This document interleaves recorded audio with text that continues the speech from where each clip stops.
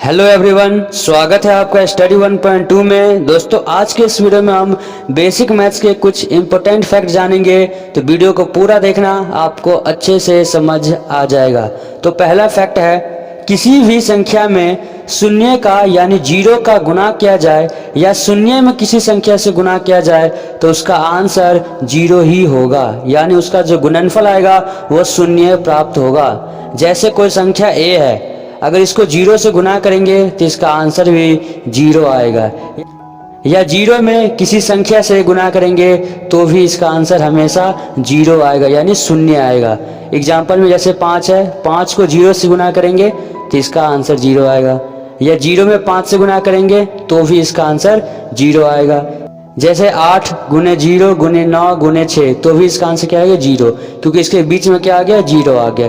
तो कोई भी संख्या हो, चाहे कितना भी बड़ा संख्या क्यों न हो, अगर इसमें जीरो आ गया तो इसका आंसर जीरो आ जाएगा।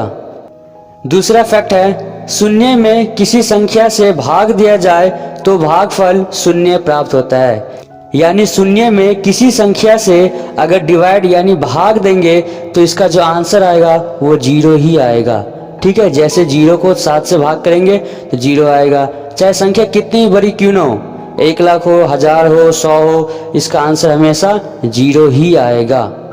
तीसरा पॉइंट है, किसी संख्या को शून्य से भाग दिया जाए तो भागफल इन्फिनिटी प्राप्त होता है। अगर किसी संख्या को जीरो से डिवाइड यानी भाग दिया जाए तो उसका आंसर हमेशा इन्फिनिटी यानी अनंत होता है। जैसे 17 को जीरो से डिवाइड करेंगे, भाग करेंगे तो इसका आंसर इन्फिनिटी आएगा। चाहे संख्या कितनी बड़ी क्यों न हो, अगर जीरो से इसको भाग करेंगे तो इसका आंसर हमेशा इन्फिनिटी आएगा।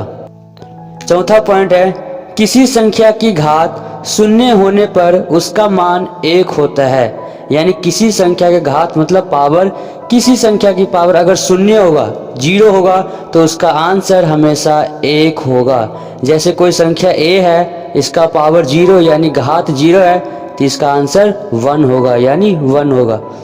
एग्जाम्पल में है, जैसे 17 के पावर जीरो, इसका आंसर कितना आएगा? 1, 1। 5 के पावर जीरो, 1। चाहे संख्या कितनी बड़ी क्यों न हो, अगर इसका घात जीरो है तो उसका आंसर 1 आएगा, 1 आएगा। पांचवा पॉइंट है, किसी संख्या को स्वयं से भाग देने पर उसका भागफल 1 प्राप्त होता है।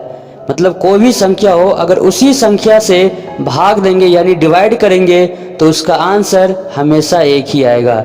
जैसे 19 को 19 से ही डिवाइड करेंगे तो इसका आंसर 1 आएगा। जैसे 29 है, 29 को 29 से ही डिवाइड करेंगे तो इसका आंसर 1 यानी 1 आएगा। तो ये टोटल 5 फैक्ट है जो बेसिक मैथ्स में बहुत ज़रूरी है और उसका इस्तेमाल हर जगह किया जाता है।